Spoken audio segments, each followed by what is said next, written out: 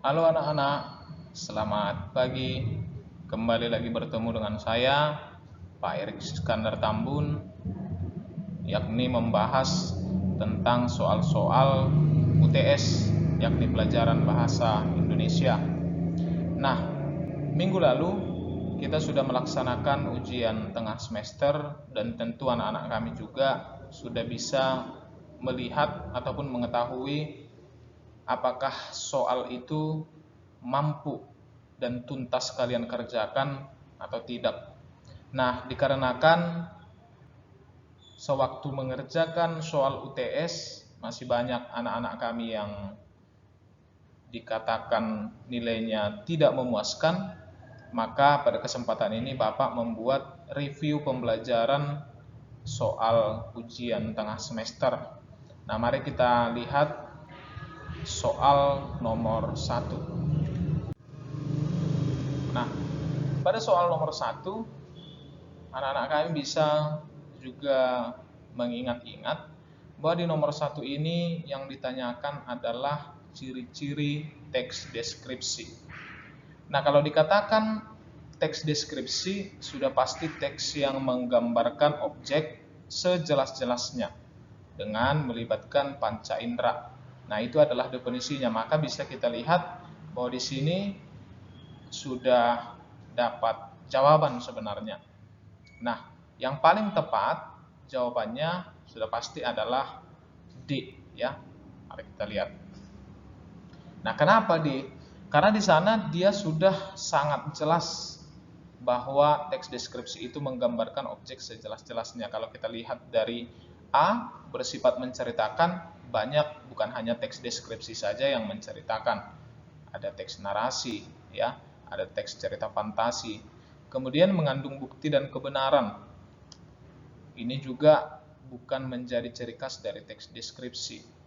Nah, kalau yang C menggunakan contoh, fakta, gambar peta, dan angka, ini sudah di luar dari teks deskripsi. Maka jawaban yang paling tepat adalah D, menggambarkan objek sejelas-jelasnya. Nah, soal yang kedua, ya, mari kita baca sama-sama.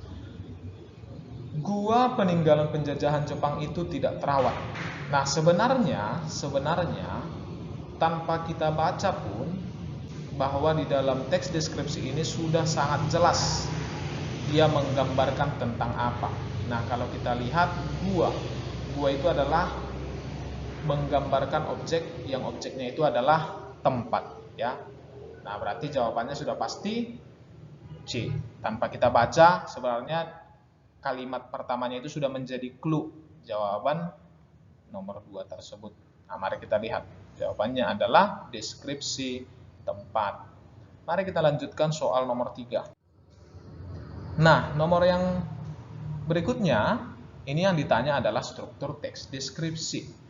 Ini sangatlah mudah, ya.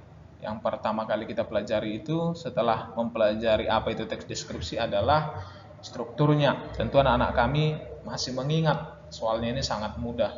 Struktur teks deskripsi itu ada dua, ada deskripsi umum, ada deskripsi bagian. Maka jawabannya sudah pasti C, ya. Nah, deskripsi umum ini adalah identitas dari suatu objek, pengenalan objek, sementara deskripsi bagian adalah penjelasan objeknya secara mendalam.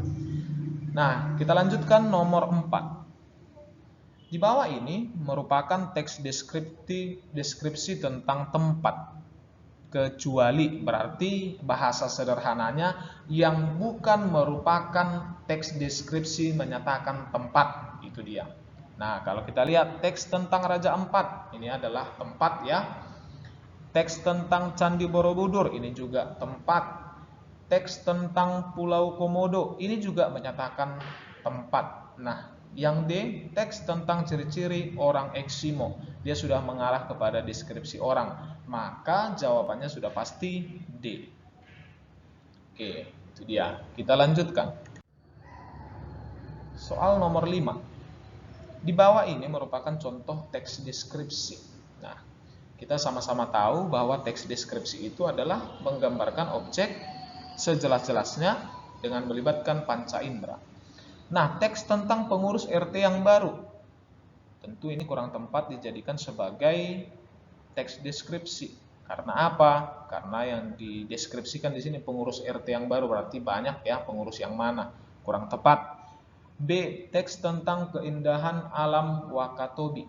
Nah, ini berarti bisa dijadikan sebagai teks deskripsi, deskripsi tempat. Nah, mari kita lihat dulu yang C. Teks tentang ajakan untuk menjaga kebersihan. Ini sudah mengarah kepada teks persuasif, bukan lagi teks deskripsi. D. Teks tentang mengoperasikan mesin jahit. Ini sudah mengarah kepada teks prosedur. Maka jawaban yang paling tepat sudah pasti bola. Teks tentang keindahan alam Wakatobi. Kita lanjutkan soal berikutnya.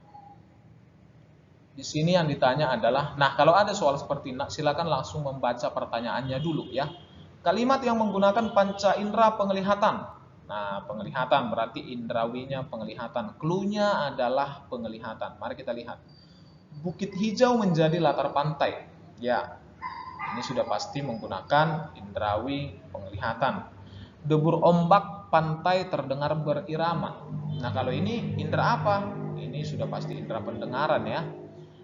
Udara di pinggir pantai terasa segar. Ini adalah indera peraba lebih tepatnya ya, kita rasakan. Nah, kalau nomor 4, air kecil dengan buih-buih kecil. Ini adalah indera penglihatan, berarti nomor 1, nomor 4 itu indera penglihatan. Kita lihat yang poin nomor 5. Pantai panjang dengan pasir putih. Iya, ini pasir putih ini kita lihat. Berarti jawabannya adalah C, 1, 4, dan 5. Oke, kita lanjutkan. Soal nomor 7. Kalimat yang menyatakan seolah bisa dilihat adalah kecuali. Ada kecualinya, berarti kita mencari kalimat yang tidak untuk dilihat. Itu dia. Berarti kita cari yang bukan ya. Pemandangan pantai Parangtritis sangat memesona. Ya, pasti kita lihat. Semburat warna merah keemasan di langit. Pasti kita lihat. Rasa hangat berbaur dengan lembutnya angin sore. Nah, ini pasti bukan indrawi penglihatan. Pantai bersih dengan buih-buih putih bergradasi abu-abu dan kombinasi hijau sungguh elok. Nah, ini adalah indrawi penglihatan. Maka jawabannya sudah pasti C. Rasa hangat berbaur dengan lembutnya angin sore. Nah, nomor 8. Ciri orientasi pada cerita fantasi.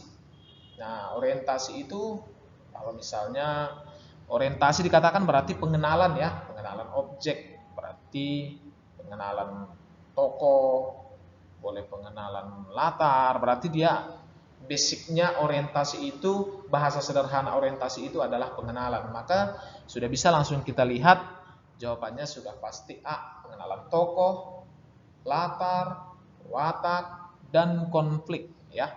Oke, jawabannya sudah sangat-sangat jelas terletak di A, option A. Kita lanjut soal nomor 9. Cerita fantasi yang mengisahkan kisah pada satu masa saja disebut dengan, nah berarti di sini latar waktunya itu hanya satu, dia mengarah ke satu latar saja, berarti dia penggunaannya latarnya itu terbatas ya, makanya dikatakan kisah pada satu masa saja, berarti dia menggunakan latar sejaman ya, latar sejaman. Maka jawabannya adalah B. Nomor 10.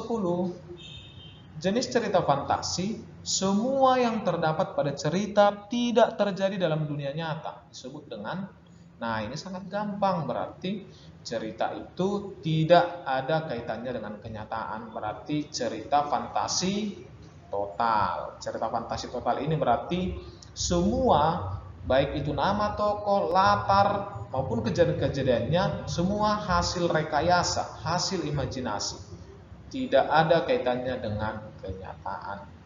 Nah, berarti anak-anak kami sudah mengetahui jawabannya sudah pasti dodol ya, cerita fantasi total. Nah, ini kita pada bagian pertama kita bahas dulu soal nomor 1 sampai nomor 10. Nah, setelah anak kami menyaksikan ini, silakanlah diingat karena nanti ketika soal ujian semester, soal ini beberapa akan muncul kembali. Jadi anak kami silakan disimak, dipahami dan diingat ya. Sampai di sini pertemuan kita. Mudah-mudahan ketika soal ini Bapak keluarkan, anak-anak kami sudah bisa mengingat ya. Terima kasih.